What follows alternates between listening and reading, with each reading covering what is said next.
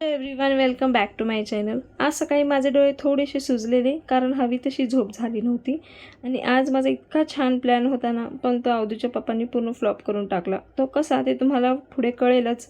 आणि आज आमच्या इथे चक्क ऊन पडलेले, इतकं छान असं वाटत होतं की आज मला दांडिया खेळायला मिळतील। बघू आता। त्यानंतर आम्ही गेलो एका ठिकाणी दुर्गा सप्तशती पाठ करायला। तिथेच आम्हाला फराळाचं होतं, पण मी करणार नव्हते कारण माझं गुरुचरित्राचं पारायण चालू होतं। पण त्यांनी इतका फोर्स केला की मला करावं लागलं, पण मी तसाच केला नाही। ताटाखाली 21 रुपये ठेवले आणि गायत्री मंत्र 24 वेळा म्हणल्याने मगच मी फराळ केला। त्यानंतर अवधूचे पप्पा आम्हाला घेऊन गेले ग्रोसरी शॉपिंगसाठी आणि इथेच माझा त्यांनी दांडियाचा प्लॅन फ्लॉप करून टाकला। कारण तिथून येऊन आवरून घरी येऊन स्वयंपाक करणं, जेवणं, माझं मेकअप आवरणं, त्यानंतर दांडिया खेळायला जाणं हे पॉसिबल नव्हतं कारण हे स्टोअर आमच्या घरापासून खूप लांब आहे। त्यामुळे माझा प्लॅन फ्लॉप झाला। त्यानंतर पूर्ण सगळी ग्रोसरी शॉपिंग केली।